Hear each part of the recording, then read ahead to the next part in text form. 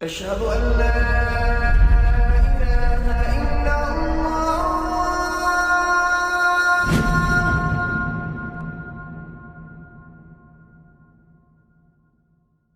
Raindrops media পরিবেশিত audio lecture series সেইরাহ। এই সিরিজে আলোচিত হবে পৃথিবীর বুকে শ্রেষ্ঠতম মানুষ রাসূলুল্লাহ মুহাম্মদ সাল্লাল্লাহু আলাইহি ওয়াসাল্লামের জীবন কথা। ইন্নাল হামদালিল্লাহি ওয়াসসালাতু ওয়াসসালামু আলা রাসূলিল্লাহি ওয়া আলা আলিহি ওয়াসহাবিহি ওয়াসাল্লামা তাসলিমান কাসীরান মাজিদান ইলা ইয়াউমিদ্দিন, আম্মা বা'দ। সিরা সিরিজের অষ্টম পর্বে অর্থাৎ আজকে আমরা আলোচনা করব সে যুগের আরব সমাজের ব্যবস্থা নিয়ে। তারা কেমন ছিল, তাদের বিশ্বাস কী ছিল, কেমন ছিল তাদের জীবনযাপন ব্যবস্থা, তাদের কালচার কেমন ছিল। একজন দায়ী যিনি মানুষকে সমাজে ইসলামের দিকে আহ্বান করেন, তার উচিত সমাজের মানুষের চিন্তা চেতনা মানসিকতা বোঝা, আর যদি না হয় তিনি হিকমার সাথে ইসলামের দিকে মানুষকে আহ্বান করতে পারবেন না। বর্তমান সময়ে আমরা লক্ষ্য করেছি মুসলিম বিশ্বের খুব বড় একটি সমস্যা হলো মুসলিমরা ইসলামকে একটা ব্যাকওয়ার্ড লাইফস্টাইল হিসেবে মনে করছে এবং পশ্চিমা লাইফস্টাইলকে স্ট্যান্ডার্ড হিসেবে গ্রহণ করছে। তাদের দেয়া সব কিছু চোখ বুঝেই গ্রহণ করছে। তাদের গণতান্ত্রিক ব্যবস্থা, তাদের সেকুলারিজম, তাদের লিবারাল কালচার, তাদের পুঁজিবাদী অর্থনীতিকে উন্নতির পথ হিসেবে মনে করছে। শহর হোক বা গ্রাম, ধনী বা গরিব, পশ্চিমা কালচার মুসলিম সমাজের প্রতিটি স্তরে এবং প্রতিটি অংশে যথেষ্ট প্রভাবিত করতে সক্ষম হয়েছে। কিন্তু এ অবস্থায় পশ্চিমের এই আদর্শিক সামরিক ও কালচারাল আগ্রাসনকে মোকাবেলা না করে মুসলিমদের মধ্যে বড় একটা অংশ ব্যস্ত নিজেদের মধ্যে বিতর্কে। সেই বিতর্ক আবার কোনো বুনিয়াদী বিষয় নিয়ে নয়, সেকেন্ডারি বা তার চেয়েও কম গুরুত্বপূর্ণ বিষয়ে। দেখা যাচ্ছে সেকুলারিজম বা নাস্তিক্যবাদকে ভুল প্রমাণ করতে মুসলিমরা যতটা না ব্যস্ত, তার থেকে বেশি ব্যস্ত আকীদার সেকেন্ডারি বিষয় বা ফিকহের মাসালা নিয়ে নিজেদের মধ্যে বিতর্কে। অথচ সেসব বিষয়ে সাধারণ মানুষের বড় একটা অংশের কোনো মাথা ব্যথাই নেই। তারা জানেও না এসব বিষয় নিয়ে আদৌ কনসার্ন হওয়া দরকার কি না। যেই সমাজে ইসলাম নিয়ে মাথা ব্যথাই নেই, সেই সমাজে ইসলামের খুঁটিনাটি এবং প্রায়োরিটির বিবেচনায় কম গুরুত্বপূর্ণ বিষয় নিয়ে ব্যস্ত থাকাটা কোনো সুফল বয়ে আনবে না। আমাদের প্রায়োরিটি বোঝা উচিত। উম্মার মূল সমস্যা কোথায়, কেন উম্মাহ ইসলামকে তাদের পরিপূর্ণ জীবন ব্যবস্থা হিসেবে গ্রহণ করছে না, বাধাটা কোথায়। এই বিষয়গুলো বুঝতে হলে আমাদের সমাজের অবস্থা এবং পরিস্থিতি বুঝতে হবে। নিজেদের সার্কেলে যদি আবদ্ধ হয়ে থাকি, উম্মাহ স্থবির হয়ে পড়বে, উম্মার পুনর্জাগরণ হবে না। জাহিলি সমাজে দাওয়াতকে সফল করতে চাইলে তাই জাহিলি সমাজকে বোঝা অত্যন্ত জরুরি। যেহেতু আমরা খুব শীঘ্রই আল্লাহ রসুল সাল্লাল্লাহু আলাইহি ওয়াসাল্লামের নবুয়তের যুগে প্রবেশ করছি, তাই আমরা সিরাহকে ভালোভাবে বোঝার জন্য এই পর্যায়ে তৎকালীন আরব সমাজের ব্যাপারে সংক্ষেপে কিছু আলোচনা করব। আর আমরা নিজেদের সমাজে যখন ইসলামের দাওয়াতকে ছড়িয়ে দেব, তখন ব্যক্তি ও সমাজ উভয় পর্যায়ে আমাদের সমাজে উম্মার দুর্বলতা বোঝার চেষ্টা করব। প্রথমে আসি ধর্মীয় ও আদর্শিক বিশ্বাসের ব্যাপারে। যে কোনো জাতির প্রথম পরিচয় হলো তার বিশ্বাসে, তার জাতীয়তা বা বর্ণ বা ভৌগোলিক অবস্থান নয়। কেননা বিশ্বাস নির্ধারণ করে একটি জাতির গতি প্রকৃতি, তাদের মূল্যবোধ আর রীতিনীতি। কথাটা বলার কারণ হচ্ছে আমাদের দেশে অনেক মানুষ মনে করে আমাদের প্রথম পরিচয় হলো আমরা বাঙালি। আসলে এই কথাটি খুবই অন্তঃশ্বাসশূন্য। বাঙালিত্ব মানুষের বিশ্বাস, লক্ষ্য বা নীতি নৈতিকতা তৈরি করে না। একজন মানুষ জান্নাতে যাবে নাকি জাহান্নামে, সেখানে তার বাঙালিত্ব বা পাকিস্তানিত্বর কোনো বিষয় নেই। একজন মানুষ ভালো এবং মন্দের পার্থক্য কিভাবে করবে, সে ব্যাপারে তথাকথিত বাঙালিয়ানা আমাদের কিছুই বলে না। একজন মানুষের আসল পরিচয় হলো তার ধর্মবিশ্বাস। আমরা আগেই বলেছি তৎকালীন আরবের লোকেরা ছিল মুশরিক। তারা একের অধিক দেবতায় বিশ্বাস করত। এই বিশ্বাস তারা লাভ করেছিল তাদের বাপ দাদাদের মাধ্যমে। আমরা মুসলিমরা যেমন কোরআনে যা আছে তাই বিশ্বাস করি, অর্থাৎ আমাদের মুসলিমদের বিশ্বাসের ভিত্তি হলো ওয়াহি বা কিতাব ভিত্তিক। আর তৎকালীন মুশরিকদের বিশ্বাস ছিল কালচার ভিত্তিক। বলা যেতে পারে তারা শাশ্বত আরবের হাজার বছরের ঐতিহ্যের অনুসরণ করত। এই অনুসরণের পেছনে কোনো দলিল বা প্রমাণের বালাই ছিল না। সবাই করছে বলে আমিও করছি, এমনটাই ছিল বিষয়। আমাদের দেশে বাঙালি সেকুলার ঘরানার লোকেরা কিন্তু অনেকটা এভাবেই চিন্তা করে যে কোনো বিদাত এবং শিরকি কর্মকাণ্ডকে হাজার বছরের সংস্কৃতি বলে চালিয়ে দেওয়ার চেষ্টা করে। এখন নিশ্চয়ই বুঝতে পারছেন এটা নতুন কিছু নয়। পৌত্তলিক সমাজ মাত্রই যে কোনো কিছুকে ঐতিহ্যের দোহাই দিয়ে সেটাকে গ্রহণ করে এবং সেটাকে উৎসব বানিয়ে নেয়। যদিও এই আরবের মুশরিকরা একের অধিক দেবতায় বিশ্বাস করত, তারা কিন্তু আল্লাহকে অবিশ্বাস করত না। কোরআনে বলা আছে, তাদের যদি জিজ্ঞেস করা হতো তোমাদের কে সৃষ্টি করেছে, তারা বলতো আল্লাহ। কে বৃষ্টি বর্ষণ করে, তারা বলতো আল্লাহ। وَلَئِن سَأَلْتَهُم مَّنْ خَلَقَهُمْ لَيَقُولُنَّ اللَّهُ فَأَنَّىٰ يُؤْفَكُونَ। যদি আপনি তাদেরকে জিজ্ঞাসা করেন কে তাদেরকে সৃষ্টি করেছেন, তবে তারা অবশ্যই বলবে আল্লাহ। সূরা আয-যুখরুফ আয়াত 87। وَلَئِن سَأَلْتَهُم مَّن نَّزَّلَ مِنَ السَّمَاءِ مَاءً فَأَحْيَا بِهِ الْأَرْضَ مِن بَعْدِ مَوْتِهَا لَيَقُولُنَّ اللَّهُ قُلِ الْحَمْدُ لِلَّهِ بَلْ أَكْثَرُهُمْ لَا يَعْقِلُونَ। যদি আপনি তাদেরকে জিজ্ঞাসা করেন কে আকাশ থেকে বৃষ্টি বর্ষণ করে, অতঃপর তা থেকে মাটিকে উহার মৃত হওয়ার পর সঞ্জীবিত করে, তবে তারা অবশ্যই বলবে আল্লাহ। বলুন, সমস্ত প্রশংসা আল্লাহরই, কিন্তু অধিকাংশই তা বোঝে না। সূরা আল আনকাবুত আয়াত 63। তাদের অসংখ্য মূর্তি ছিল, হুবাল, লাত, মানাত, উজ্জা। কিন্তু মজার ব্যাপার হচ্ছে আল্লাহর কোনো মূর্তি তাদের ছিল না। তাহলে প্রশ্ন হচ্ছে, কেন তারা মূর্তি পূজা করত? তারা মূর্তি পূজা করত এই কারণে যে তারা মনে করত এই মূর্তিগুলো হলো তাদের আর আল্লাহর মাঝে এক ধরনের মিডিয়াম, মাধ্যম। মূর্তির মাধ্যমে তারা আল্লাহর কাছে সাহায্য চাইত। ألا لله الدين الخالص والذين اتخذوا من دونه أولياء ما نعبدهم إلا ليقربونا إلى الله زلفى إن الله يحكم بينهم فيما هم فيه يختلفون إن الله لا يهدي من هو كاذب كفار।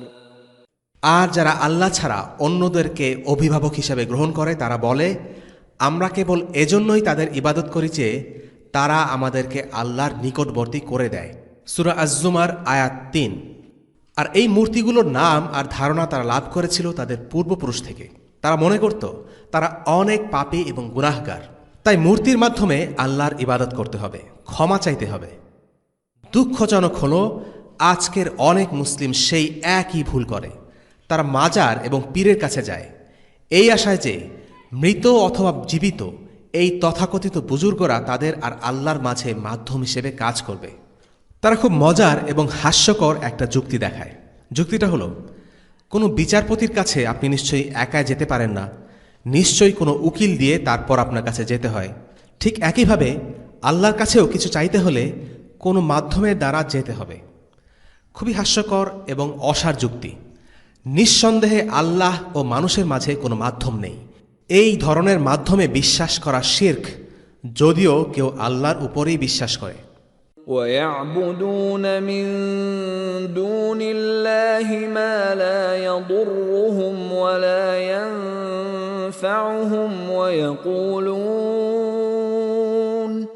وَيَقُولُونَ هَؤُلَاءِ شُفَعَاؤُنَا عِندَ اللَّهِ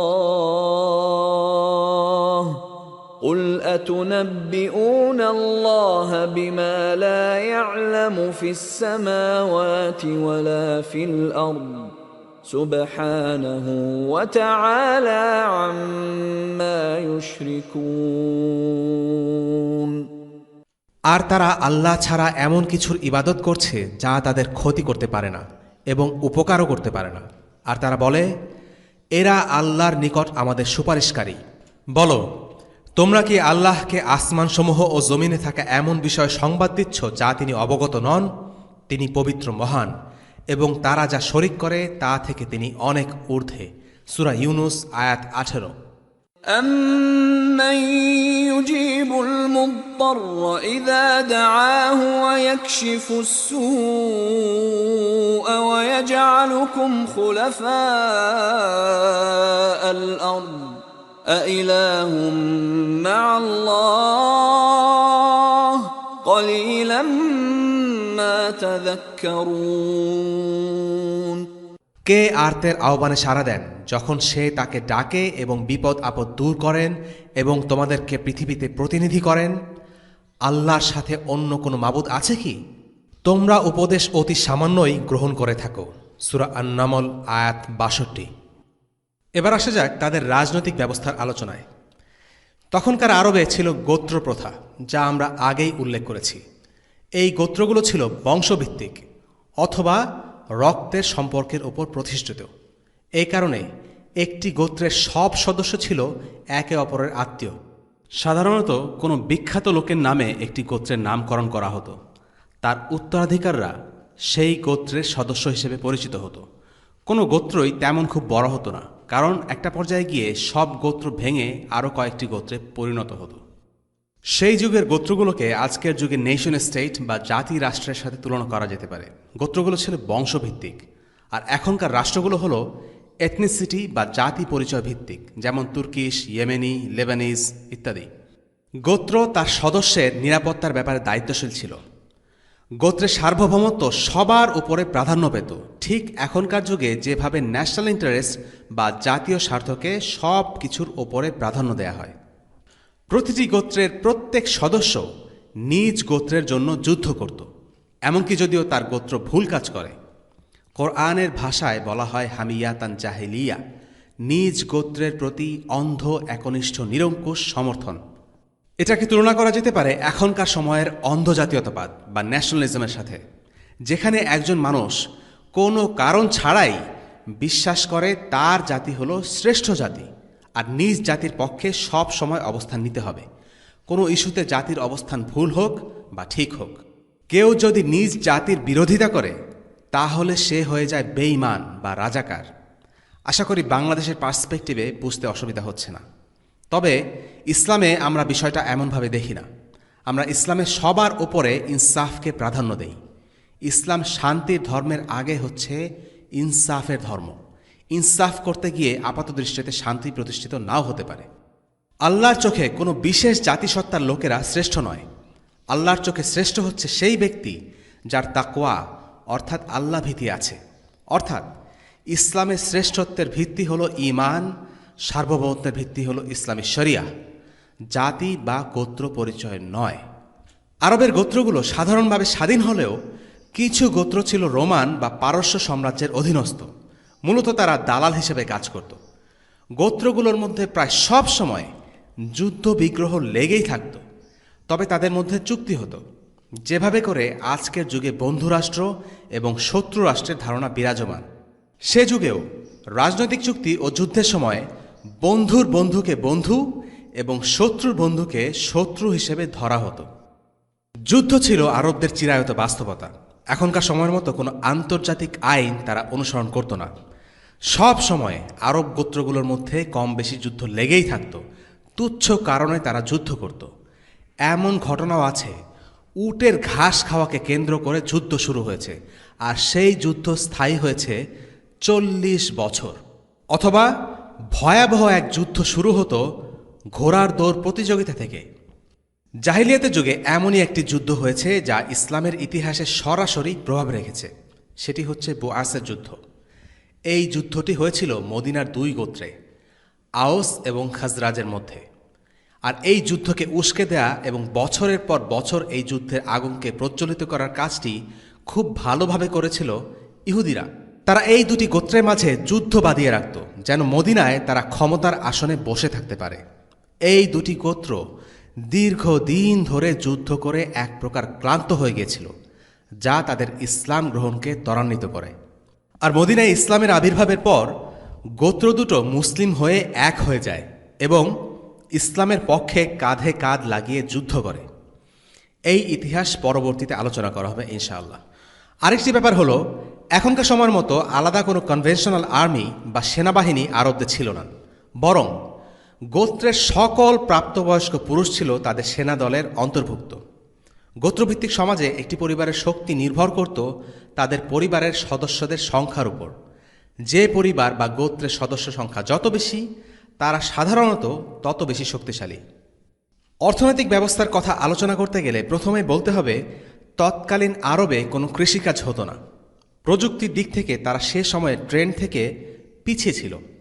ভেড়া আর উট ছিল তাদের জীবিকা নির্বাহের মাধ্যম। তারা মূলত ব্যবসা বা ট্রেডিং করত। কোরাইশদের বিশেষ মর্যাদা নিয়ে আমরা আগের পর্বে আলোচনা করেছি, যারা আরব জুড়ে নিরাপদে কাফেলা নিয়ে চলাফেরা করত। অন্য গোত্রদের কিন্তু এই বিশেষ নিরাপত্তা ও স্ট্যাটাস ছিল না। কোরআনে আল্লাহ বলেছেন, أولم يروا أنا جعلنا حرما آمنا ويتخطف الناس من حولهم أفبالباطل يؤمنون وبنعمة الله يكفرون। তারা কি দেখে না যে আমি হারামকে নিরাপদ বানিয়েছি, অথচ তাদের আশপাশ থেকে মানুষদেরকে ছিনিয়ে নেওয়া হয়? তাহলে কি তারা অসত্যেই বিশ্বাস করবে এবং আল্লাহর নিয়ামতকে অস্বীকার করবে? সূরা আনকাবুত আয়াত ৬৭। কোরাইশরা ইয়েমেনে ও সিরিয়া থেকে জিনিসপত্র কিনে আনত এবং বিভিন্ন মার্কেটে বিক্রি করত। ওকাজ, মাজিন্নাহ, জুলমাজাজ এগুলো ছিল সে সময়ের বিখ্যাত কিছু মার্কেট। তবে সেগুলো কেবল মার্কেটে ছিল না, ছিল সে সময়ের কালচারাল সেন্টার বা সাংস্কৃতিক কেন্দ্র। সেখানে কবিতা চর্চা হতো, বক্তৃতা চর্চা হতো, বড় বড় কবি আর বক্তারা সেখানে জড়ো হতো। আরব সাহিত্যের কেন্দ্র হয়ে ওঠে এই বাজারগুলো। কুরাইশদের অর্থনৈতিক উৎস সম্পর্কে আমরা আলোচনা করেছি এই কারণে যে, যখন মাদানী যুগে আমরা প্রবেশ করব তখন দেখব এই বিষয়টি কেন এতটা গুরুত্বপূর্ণ। মাদানী যুগে কুরাইশদের বিরুদ্ধে আল্লাহ রাসূল সাল্লাল্লাহু আলাইহি ওয়াসাল্লামের যুদ্ধ কেবল ময়দানে সীমাবদ্ধ ছিল না, বরং সেটি ছিল সামরিক যুদ্ধ এবং একই সাথে অর্থনৈতিক একটি যুদ্ধ। বদরের যুদ্ধ হয়েছিল একটি কাফেলা আক্রমণকে কেন্দ্র করেই। কুরাইশদের কাফেলা আক্রমণ ছিল একটি নিত্য নৈমিত্তিক ঘটনা। যাই হোক, আরবের এই ব্যবসায়িক অভিজ্ঞতা পরবর্তীতে ইসলামের কাজে এসেছিল যখন তারা ইসলাম গ্রহণ করে। মূলত জিহাদের মাধ্যমে ইসলাম প্রচার ঘটলেও আফ্রিকা, ভারত উপমহাদেশ এবং ইন্দোনেশিয়ায় ইসলাম অনেকখানি ছড়িয়ে পড়েছিল আরব মুসলিম ব্যবসায়ীদের মাধ্যমে। ট্রেডিং ছাড়াও তাদের আরেকটি আয়ের উৎস ছিল সুদভিত্তিক ঋণ। সম্ভবত ইহুদিদের কাছ থেকে তারা এটা শিখেছিল। আর হজ এবং উমরা ছিল আরেকটি আয়ের বড় উৎস। হাজিরা যখন হজ বা উমরা করতে আসত তখন তারা কেনাকাটা আর ব্যবসা বাণিজ্য করত। কোরআনে এই আয়ের উৎসের দিকে ইঙ্গিত করা আছে। ليس عليكم جناح أن تبتغوا فضلا من ربكم فإذا أفضتم من عرفات فاذكروا الله عند المشعر الحرام واذكروه كما هداكم وإن كنتم من قبله لمن الضالين।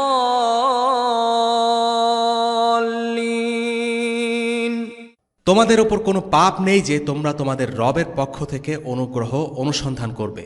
সুতরাং যখন তোমরা আরাফা থেকে বের হয়ে আসবে তখন মাশআরে হারামের নিকট আল্লাহকে স্মরণ করো এবং তাকে স্মরণ করো যেভাবে তিনি তোমাদেরকে দিক নির্দেশনা দিয়েছেন, যদিও তোমরা এর পূর্বে অবশ্যই পথভ্রষ্টদের অন্তর্ভুক্ত ছিলে। সূরা বাকারা ১৯৮। এবার আরব সংস্কৃতির কিছু দিক নিয়ে আলোচনা করা যাক। আরবদের কালচার বা সংস্কৃতিতে সবচেয়ে গুরুত্বপূর্ণ বিষয় ছিল তাদের লিনিয়েজ বা বংশধারা। এ ব্যাপারে আমরা আগে কিছুটা আলোচনা করেছি। তাদের শ্রেষ্ঠত্বের মানদণ্ড ছিল বংশ পরিচয়, আর এ কারণে অনারবদের বিয়ে করে আরবদের রক্তের বিশুদ্ধতা নষ্ট করতে চাইত না তারা। কিন্তু পরবর্তীতে ইসলাম তাদের এই ভুল ধারণা ভেঙে দেয় এবং শ্রেষ্ঠত্বের মানদণ্ড হিসেবে নির্ধারণ করে তাকওয়াকে। তবে সবচেয়ে ইউনিক যে বিষয়টি আরব কালচারে ছিল তা হচ্ছে সাহিত্য। এই বিষয়টা নিয়ে আরবরা রীতিমতো অবসেসড থাকত। সাহিত্য চর্চায় আরবরা যে উচ্চতায় পৌঁছেছিল সেই উচ্চতায় আর কেউ পৌঁছতে পারেনি, আগেও না পরেও না। তাদের কবিতার মজলিস ছিল, মুখে মুখে কথায় কথায় তারা কবিতা বানিয়ে ফেলত। এটা একটা অদ্ভুত ব্যাপার, আমাদের সময় আমরা হয়তো চিন্তাও করতে পারবো না। আর কবিতা বলতে এগুলো শুধু ছড়া নয়, সাহিত্যের গুণে মানে অসাধারণ সব কবিতা তারা রচনা করত মুহূর্তের মধ্যে। কবিতা ছাড়াও সাহিত্যের আরেকটি দিকে আরবদের খুব পারদর্শিতা ছিল, সেটা হলো চমৎকার বক্তৃতা দেয়া। শব্দ আর কথা যেভাবে পুরো আরবে আলোড়ন তুলতে পারত সেটা অবিশ্বাস্য। আরও অবাক করা ব্যাপার হচ্ছে, আরবরা প্রায় ছিল 100% নিরক্ষর, হাতে গোনা অল্প কিছু মানুষই লিখতে পড়তে জানত। তবে এই কবিতাকে নিছক কবিতা মনে করাটা ভুল হবে। কবিতা ছিল তাদের মিডিয়া। একটি সুন্দর কবিতা হলো একটি শক্তিশালী মিডিয়া প্রোপাগান্ডা। আজকের মিডিয়া নিউজ বা ডকুমেন্টারি যেমন কোনো মানুষ বা গোষ্ঠীকে আমাদের চোখে হিরো অথবা ভিলেন বানিয়ে দেয়, ঠিক তেমনি সে যুগে আরবদের মিডিয়া অস্ত্র ছিল কবিতা। দেখা যেত একটি জুৎসই কবিতা কয়েক ঘন্টার মধ্যে অনেক দূর দূরান্তে ছড়িয়ে গেছে। একটি চমৎকার কবিতা কোনো গোত্রকে যেমন সম্মানিত করত, তেমনি একটি গোত্রকে বেইজ্জত করতে যা প্রয়োজন ছিল তা একটি ঝাঁঝালো কবিতা। কবিতা ছিল আরবদের জন্য একটি থ্রিলিং বিষয়, যেমন করে এখনকার সময়ে মুভি বা খেলা দেখা নিয়ে আমরা থ্রিল অনুভব করি। তৎকালীন আরবে নারীদের অবস্থা ছিল বেশ শোচনীয়। তারা সাধারণ উত্তরাধিকার সূত্রে কোনো সম্পদ লাভ করত না। ইসলাম নারীদের সম্পত্তিতে উত্তরাধিকার প্রদান করেছে। মজার বিষয় হলো, পশ্চিমারা আজকে ইসলাম নারীদের অবস্থান নিয়ে এত সমালোচনা করে, তারাও কিন্তু নারীদের উত্তরাধিকার আইন প্রতিষ্ঠা করেছে অল্প কিছু বছর আগে। এই তো 90-এর দশকেও আমেরিকায় একজন নারীকে তার সম্পদ বিক্রির জন্য কোনো না কোনো পুরুষের অনুমতি নিতে হতো, এছাড়া সে তা বিক্রি করতে পারত না।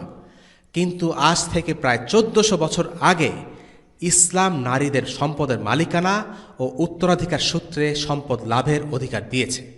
للرجال نصيب مما ترك الوالدان والأقربون وللنساء نصيب مما ترك الوالدان والأقربون وللنساء نصيب مما ترك الوالدان والأقربون مما قل منه أو كثر نصيبا مفروضا। পুরুষদের জন্য মাতাপিতা ও নিকট আত্মীয়রা যা রেখে গিয়েছে তা থেকে একটি অংশ রয়েছে, আর নারীদের জন্য রয়েছে মাতাপিতা ও নিকটাত্মীয়রা যা রেখে গিয়েছে তা থেকে একটি অংশ, তা থেকে কম হোক বা বেশি হোক, নির্ধারিত হারে। সূরা নিসা আয়াত 7। তৎকালীন আরবে নারী শিশুর জন্মকে অনেকেই বেশ খারাপ চোখে দেখত। তাদের কোনো সমাজের দাম ছিল না।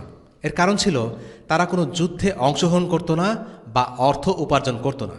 কোরআনে আল্লাহ তাআলা বলেছেন, وَإِذَا بُشِّرَ أَحَدُهُم بِالْأُنثَىٰ ظَلَّ وَجْهُهُ مُسْوَدًّا وَهُوَ كَظِيمٌ يَتَوَارَىٰ مِنَ الْقَوْمِ مِن سُوءِ مَا بُشِّرَ بِهِ أَيُمْسِكُهُ عَلَىٰ هُونٍ أَمْ يَدُسُّهُ فِي التُّرَابِ أَلَا سَاءَ مَا يَحْكُمُونَ।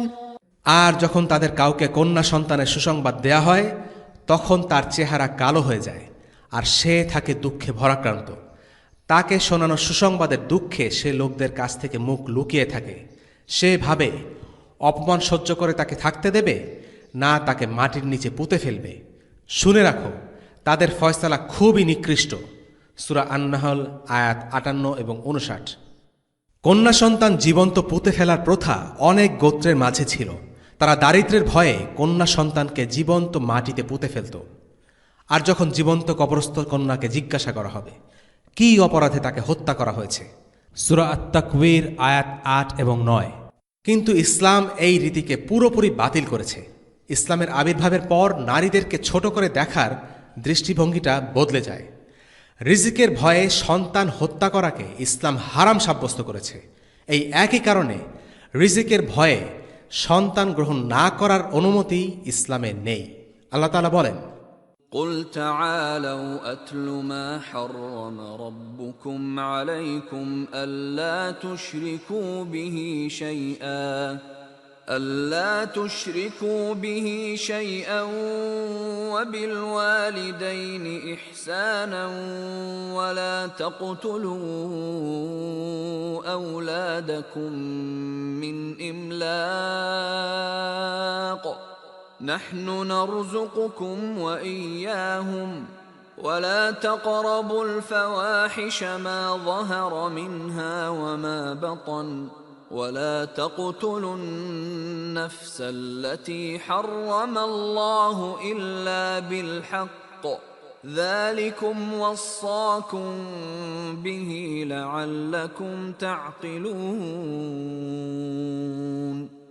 আপনি বলুন, এসো তোমাদের উপর তোমাদের রব যা হারাম করেছেন তা তিলাওয়াত করি, যে তোমরা তার সাথে কোনো কিছুকে শরিক করবে না এবং বাবা মার প্রতি ইহসান করবে, আর দারিদ্র্যের কারণে তোমাদের সন্তানদেরকে হত্যা করবে না। আমি তোমাদেরকে রিস্ক দেই এবং তাদেরকেও। আর অশ্লীল কাজের নিকটবর্তী হবে না, তা থেকে যা প্রকাশ পায় এবং যা গোপন থাকে।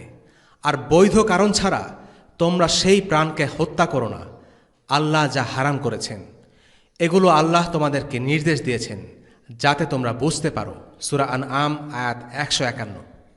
জাহিলি সমাজে যেখানে নারীদের কোনো মর্যাদাই ছিল না, তার বিপরীতে আমরা দেখি মদিনার ইসলামী সমাজে নারীদের মতের দাম ছিল, ওপিনিয়নকে গুরুত্বের সাথে দেখা হতো। সহিহ মুসলিমের একটি হাদিসে ওমর রাদিয়াল্লাহু আনহু বলেন, আল্লাহর কসম, জাহিলিয়াত যুগে আমরা নারী জাতির জন্য কোনো অধিকার স্বীকার করতাম না। এরপর আল্লাহ তাদের অধিকার সম্পর্কে যা অবতীর্ণ করলেন এবং তাদের জন্য যা নির্ধারণের ছিল তা নির্ধারণ করে দিলেন। একই অধ্যায়ের আরেকটি দীর্ঘ হাদিসে ওমর রাদিয়াল্লাহু আনহুর আরেকটি বর্ণনা পাওয়া যায়। সেখানে তিনি বলেন, আমরা কুরাইশের লোকেরা জাহিলিয়াতের যুগে আমাদের স্ত্রীদের উপর প্রভুত্ব করে চলতাম। যখন আমরা মদিনায় এলাম তখন এমন লোকদের দেখতে পেলাম যাদের উপর তাদের স্ত্রীরা প্রভাব বিস্তার করছিল।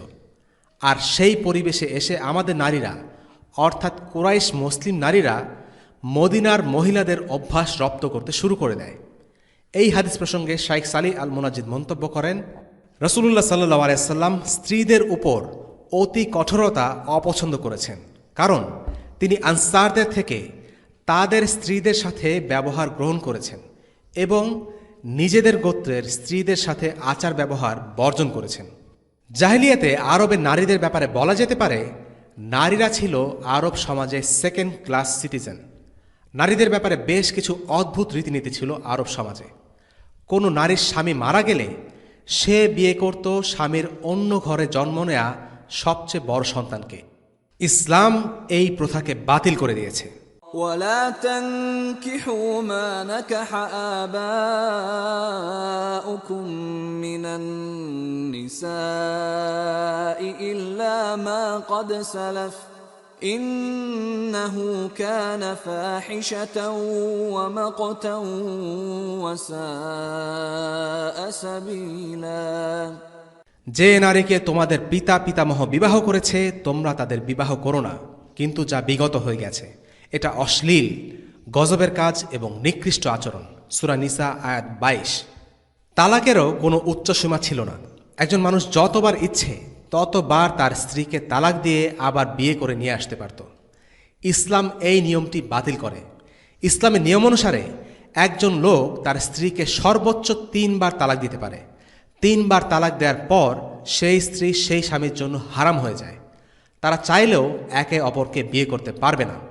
তবে সেই স্ত্রী যদি অন্য কারোর সাথে বিয়ে করে এবং নতুন স্বামী স্বেচ্ছায় তালাক দেয়, সেক্ষেত্রে প্রথম স্বামীর সাথে তার আবার বিয়ে হতে পারে।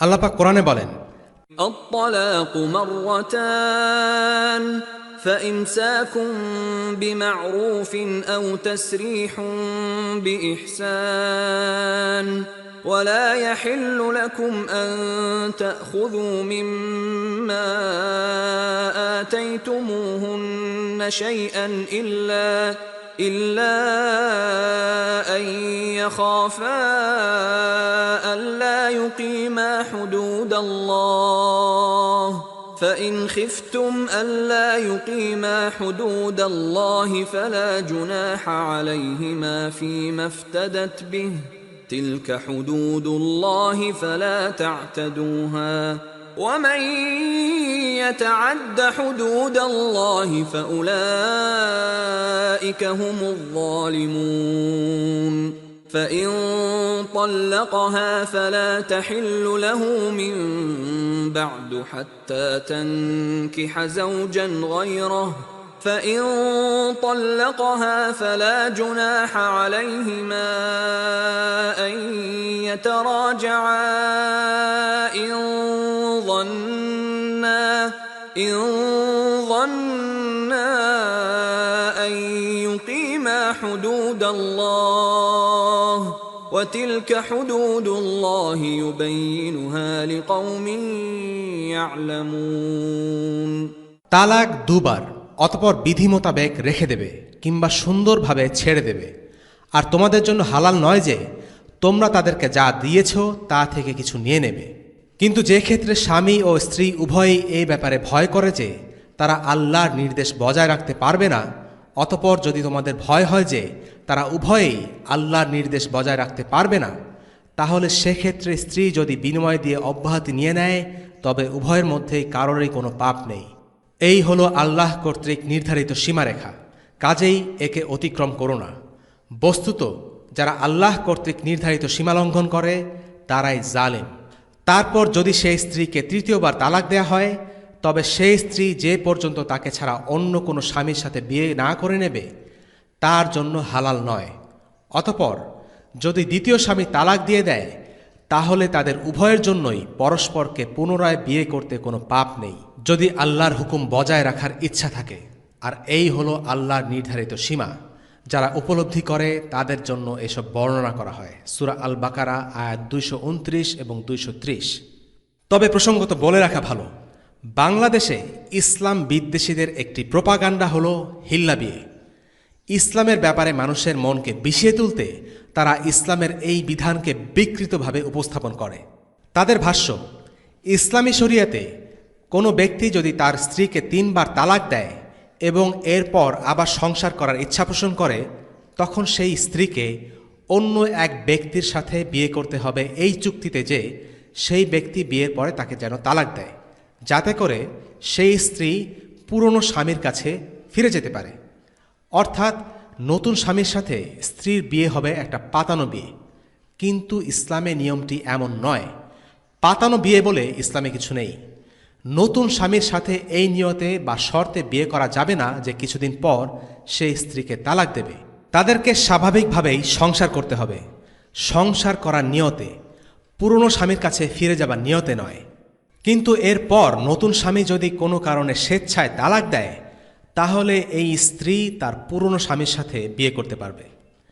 প্রশ্ন হতে পারে, কেন ইসলাম তালাকের সর্বোচ্চ সংখ্যা 3 সীমিত করল? এর কারণ হলো তালাক যেন একটা সস্তা বিষয় না হয়ে দাঁড়ায়। তালাক যেন স্বামীর হাতে স্ত্রীকে শোষণ করার অস্ত্র না হয়ে দাঁড়ায়, যে ইচ্ছে করলো তাকে তালাক দিয়ে দিল আর মন চাইল ফিরিয়ে নিল। না, ইসলামে বৈবাহিক সম্পর্ককে খুব সিরিয়াসনেসের সাথে দেখা হয়। ছোটখাটো বিষয়কে কেন্দ্র করে তালাক, এরপর আবার বিয়ে করে নেওয়া, ইসলাম এর অবসান ঘটিয়েছে। এমনকি এমন ফতোয়াও আছে যে অভিনয় করেও স্ত্রীকে তালাক দেয়া যাবে না।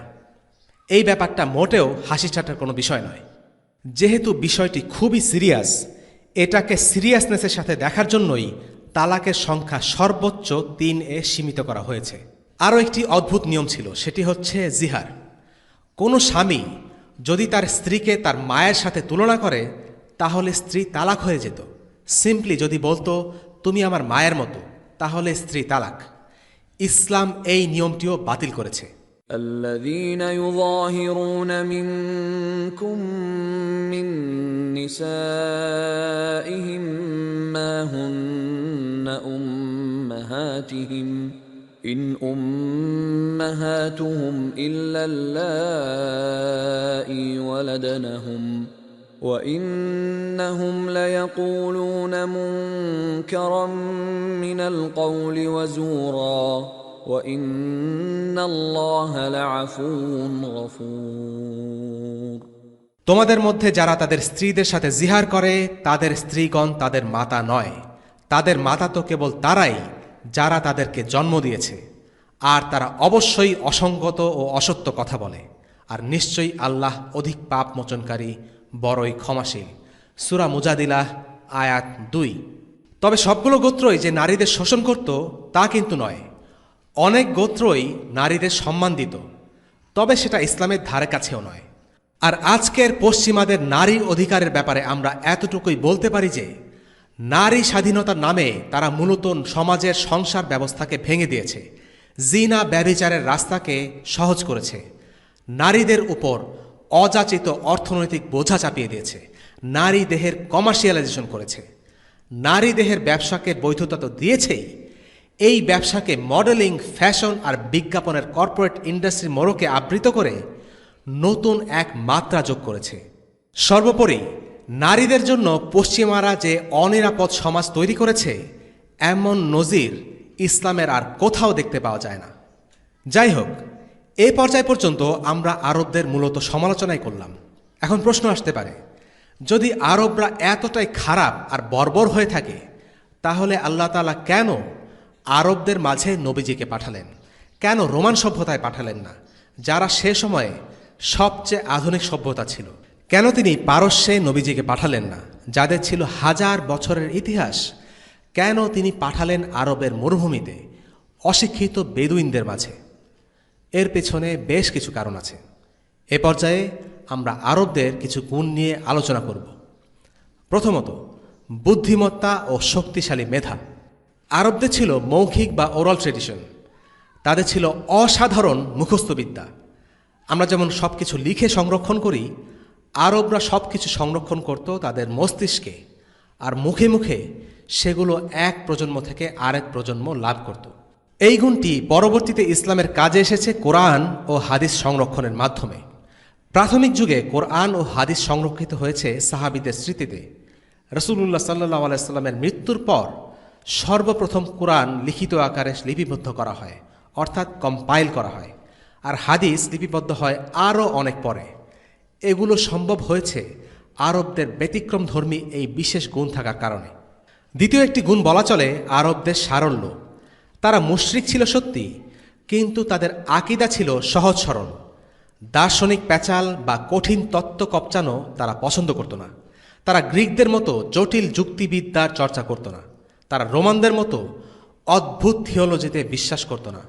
আর এই কারণে ইসলাম যখন আসলো, বাতিল ধ্যান ধারণা তুলনামূলকভাবে সহজে তাদের অন্তর থেকে হারিয়ে গেল। অন্যদিকে যেসব সভ্যতা দীর্ঘদিন ধরে টিকে আছে, তাদের ধ্যান ধারণা ও থিওলজি তুলনামূলকভাবে জটিল। তাই সেসব অঞ্চলে ইসলাম যখন প্রবেশ করেছে, তখন নওমুসলিমদের মন থেকে পুরনো ধ্যান ধারণা দূর করতে বেশ কষ্ট হয়েছে। আরবদের ক্ষেত্রে বিষয়টা বেশ সহজ ছিল। তারা ইসলামকে বিশুদ্ধভাবে গ্রহণ করতে পেরেছে, নিজস্ব বাতিল আকীদার সাথে মিশ্রিত করেনি। উদারতা। আরবরা ছিল প্রচণ্ড উদার। ধরা যাক কারো বাসায় অতিথি আসলো, মেজবানের হয়তো একটি মাত্র উটই সম্বল, কিন্তু মেহমানের সম্মানার্থে দেখা গেল সেই পুরো উটটি জবাই করে দিল। আমরা হাতেম তাই নাম শুনেছি। সে তার উদারতার জন্য বিখ্যাত ছিল। সে ছিল একজন আরব। আব্দুল মুত্তালিবের কথা আমরা আলোচনা করেছি। তিনিও ছিলেন উদারতার জন্য বিশেষভাবে পরিচিত। আর কুরাইশদের কথাও আমরা আলোচনা করেছি, যারা হাজিদের উদারভাবে আপ্যায়ন করত, এবং এখনও এই প্রথা চালু আছে। 4. সাহসিকতা। আরবরা ছিল যুদ্ধপ্রেমী জাতি, আর যারা যুদ্ধকে ভালোবাসে তারা সাহসী হয়। আরবদের সেই সমাজে যে যুদ্ধের ময়দানে মারা যেত তাকে তারা প্রশংসা করত, আর যে বিছানায় পড়ে মরত তাকে ব্যঙ্গ করত, তাকে নিয়ে কবিতা লিখত। একজন আরবের চোখে নিজ গোত্রের সম্মানের চাইতে গুরুত্বপূর্ণ আর দামি কিছুই ছিল না। তাই যখনই নিজ গোত্র আক্রান্ত হতো, আরবরা মুহূর্তের মধ্যে যুদ্ধে ঝাঁপিয়ে পড়ত। অসহায়ের পাশে না দাঁড়ানোকে তারা কাপুরুষতা মনে করত। এই সাহসিকতার গুণটি ইসলামের পক্ষে কাজে এসেছে। ইসলামের প্রথম যুগে যে পরিমাণ জিহাদ সংঘটিত হয়েছে, তা কখনোই একটি সাহসী জাতি ছাড়া কল্পনা করা যায় না। খোদ আল্লাহ রাসূল সাল্লাল্লাহু আলাইহি সাল্লামের যুগেই ছোট বড় মিলিয়ে প্রায় ৭০টি যুদ্ধ এবং সামরিক অভিযান সংঘটিত হয়েছে। এরপর খোলাফায়ে রাশিদিনের যুগে জিহাদ হয়েছে দুই পরাশক্তি রোমান আর পারস্যের বিরুদ্ধে। স্বল্প প্রশিক্ষিত, প্রযুক্তিগতভাবে পিছিয়ে থাকা সত্ত্বেও আরব মুসলিমরা বড় বড় সামরিক শক্তির বিরুদ্ধে যুদ্ধে নেমেছে এবং জয়ী হয়েছে। প্রচণ্ড সাহসিকতার চর্চা প্রাথমিক যুগে ইসলামের বিজয়গুলোর পক্ষে একটি বড় প্রভাবক হিসাবে কাজ করেছে। ৫. স্বাধীন চেতা মনোভাব। আরবরা বনি ইসরায়েলদের মতো পরাজিত মানসিকতার অধিকারী ছিল না, তারা স্বাধীন থাকতে চাইত। আরবের বেশিরভাগ গোত্র ছিল স্বাধীন। রোমান বা পারস্যরা আরবদের অভ্যন্তরীণ বিষয় নিয়ে মাথা ঘামাত না। বাইরের কেউ এসে ভেতরের বিষয়ে নাক গলাবে, এটা আরবরা একদমই পছন্দ করত না। ৬. সত্যবাদিতা। আরবদের মধ্যে মিথ্যা বলার স্বভাব ছিল খুবই কম। আবু সুফিয়ানের একটি কাহিনী এই বৈশিষ্ট্যের চমৎকার উদাহরণ বহন করে। আবু সুফিয়ান তখন মুসলিম হয়নি, ইসলামের কঠিন শত্রু। আল্লাহ রসুল সাল্লাল্লাহু আলাইহি সাল্লামকে সে তখন দুই চোখে দেখতে পারত না। তখন মুসলিমদের সাথে কুরাইশদের শান্তি চুক্তি চলছে। মুসলিমদের সাথে রোমান সাম্রাজ্যের যুদ্ধের কিছুদিন আগের একটি ঘটনা। রোমান সম্রাট হিরাক্লিয়াস আল্লাহ রসুল সাল্লাল্লাহু আলাইহি সাল্লাম ও মুসলিমদের ব্যাপারে জানার জন্য আগ্রহী হলেন। বেদুইন আরবরা রোমানদের বিরুদ্ধে যুদ্ধ করবে, এটা রোমানরা কখনোই আশাই করেনি। যাই হোক, আবু সুফিয়ানের কাছে হিরাক্লিয়াস রাসূলুল্লাহ সাল্লাল্লাহু আলাইহি ওয়াসাল্লাম সম্পর্কে অনেকগুলো প্রশ্ন করল। সে উত্তরগুলো শুনে বোঝার চেষ্টা করল আল্লাহ রসুল সাল্লাল্লাহু আলাইহি ওয়াসাল্লাম কি আসলেই আল্লাহর একজন রাসূল, না একজন মিথ্যা নবী। মজার বিষয় হচ্ছে, প্রচণ্ড শত্রুতা আর বিদ্বেষ থাকা সত্ত্বেও আবু সুফিয়ান হিরাক্লিয়াসের প্রশ্নের উত্তরে একটি কথাও মিথ্যা বলেননি। প্রতিপক্ষ হিসেবে আল্লাহ রসুল সাল্লাল্লাহু আলাইহি ওয়াসাল্লাম সম্পর্কে নেগেটিভ কথাবার্তা বলাই ছিল আবু সুফিয়ানের জন্য স্বাভাবিক, কিন্তু একজন জাহিল কাফির হয়েও তিনি সেটা করেননি। কেন? এর কারণ পরবর্তীতে তিনি নিজ মুখে স্বীকার করেছেন যখন মুসলিম হয়েছেন। বলেছেন, আমি যদি মানুষের কাছে মিথ্যাবাদী অপবাদ পাবার ভয় না করতাম, তাহলে ঠিকই রাসূলুল্লাহ সাল্লাল্লাহু আলাইহি ওয়াসাল্লাম সম্পর্কে মিথ্যা বলতাম। এ থেকে বোঝা যায় শত্রুর বিপক্ষে মিথ্যা বলাও আরবে সাধারণভাবে খারাপ চোখে দেখা হতো। তবে তার মানে এই নয় যে আল্লাহ রসুল সাল্লাল্লাহু আলাইহি ওয়াসাল্লামের বিপক্ষে তার শত্রুরা মিথ্যা বলেনি। তার বিরুদ্ধে সব ধরনের প্রোপাগান্ডাই কুরাইশরা চালিয়েছে এর আগে। ৭. আনুগত্য এবং অঙ্গীকার রক্ষায় দৃঢ়তা। আরবদের আরেকটি গুণ ছিল লয়্যালটি বা নিজ গোত্রের প্রতি আনুগত্য। তারা যে পক্ষে থাকত সে পক্ষের সাথে সাধারণত বিশ্বাসঘাতকতা করত না। যদি তারা কথা দিত, সেই কথা রক্ষার জন্য তারা জান প্রাণ দিয়ে দিত। যে চেতনায় তারা বিশ্বাস করত, সে চেতনার প্রতি তাদের ফুল কমিটমেন্ট থাকত। এর সবচেয়ে ভালো উদাহরণ সম্ভবত ওমর ইবনুল খাত্তাব রাদিয়াল্লাহু আনহু। তিনি যখন কাফির ছিলেন তখন ইসলামের বিরোধিতা ছিলেন কট্টর, আর যখন তিনি মুসলিম হলেন তখন তিনিই হয়ে গেলেন কুরাইশদের চোখের বিষ। অর্থাৎ তিনি যাই বিশ্বাস করতেন তার জন্য নিজেকে ঢেলে দিতেন। তবে আরবদের এই আনুগত্যে কিছুটা বাড়াবাড়ি যে হতো না তা না। প্রায় দেখা যেত নিজ গোত্রের পক্ষে অবস্থান নিতে গিয়ে নিজ গোত্রের অন্যায়কেও তারা জাস্টিফাই করত, যেটা আমরা আগেই আলোচনা করেছি। ৮. কষ্টের সময়ে ধৈর্য ধারণ এবং অল্পে সন্তুষ্টি। আরবরা বিলাসী জীবনযাপন করত না। তাদের জীবনযাপন ছিল বেশ রুক্ষ। খাদ্যের স্বল্পতা, রুক্ষ পরিবেশ, প্রতিকূল পরিবেশে তারা অভ্যস্ত ছিল। ইসলামের প্রথম যুগে মুসলিমরা যে পরিমাণ কষ্ট করেছিলেন তার জন্য এই গুণগুলো থাকা জরুরি ছিল। কেননা তাদেরকে যে কোনো যুগের মুসলিমদের চাইতে বেশি ত্যাগ স্বীকার করতে হয়েছে। এগুলো হলো আরবদের কিছু গুণ যা ইসলামের আগমনের জন্য একটি ইতিবাচক ক্ষেত্র প্রস্তুত করে। পরবর্তীতে ইসলাম এই গুণগুলোকে আরও বিকশিত করে এবং সঠিক দিকে পরিচালিত করে। আর আরবদের এই ভালো গুণগুলোর সাথে যখন ঈমান আর তাকওয়া যোগ হলো, তখন তারা সব দিকে ছড়িয়ে পড়ল। দেশের পর দেশ দখল করল, জয় করল মানুষের মন, আর কুফরকে উচ্ছেদ করে ছড়িয়ে দিল ঈমানের সুবাস। অন্যায়কে প্রতিস্থাপন করল ন্যায় দিয়ে, খারাপকে প্রতিহত করল কল্যাণ দিয়ে। আর জিওপলিটিক্যাল বা ভূ রাজনৈতিক অবস্থানের দিক থেকে আরব কেন নবুয়তের জন্য উপযুক্ত ছিল তা নিয়ে আমরা দুইটি বিষয় বলতে পারি। ১. আরবদের অবস্থান ছিল দুই সভ্যতার মাঝে, রোমান ও পারস্য। কেউই আরবদের গোনায় ধরত না। আরবে যখন একজন নবী এলেন সেটাকে তারা গুরুত্ব দেয়নি এবং হুমকি হিসেবে গ্রহণ করেনি। এবং ইন্টারফেয়ারও করেনি। আর ইতিহাস থেকে আমরা দেখতে পাই বড় বড় সভ্যতার বারবার পতন হয়েছে ছোট গোত্রের হাতে। 2, আরবদের কোনো সভ্যতা ছিল না। অন্যান্য সভ্যতার মতো তাদের কোনো লিগ্যাল সিস্টেম ছিল না, আদর্শিক বা নৈতিক কোনো ফ্রেমওয়ার্ক ছিল না। এই অবস্থাকে মাঝে মাঝে ইংরেজিতে বলা হয় দি ল অফ ললেসনেস, অর্থাৎ আইন না থাকার আইন। নবুয়াত যদি কোনো প্রতিষ্ঠিত সভ্যতায় আসত, তাহলে তাদের প্রচলিত রীতিনীতি বা সিস্টেম বা স্ট্যাটাসকোকে পরিবর্তন করা অনেক কঠিন হতো। কিন্তু আরবের ক্ষেত্রে এমনটা ছিল না। ইসলাম এসেছে এবং আরবরা শূন্য থেকে শুরু করে ইসলামী সভ্যতা গড়েছে। সামগ্রিকভাবে বলা যায় সে সময়ে আরবরা ছিল ইসলামকে ছড়িয়ে দেওয়ার জন্য সবচেয়ে উপযুক্ত জাতি। পারস্যের জ্ঞান, ভারতের দর্শন, রোমানদের নৈপুণ্য আর গ্রিকদের মেধা থাকা সত্ত্বেও তারা নবুয়তের ক্ষেত্র হিসেবে সিলেক্টেড হয়নি, হয়েছে আরবরা।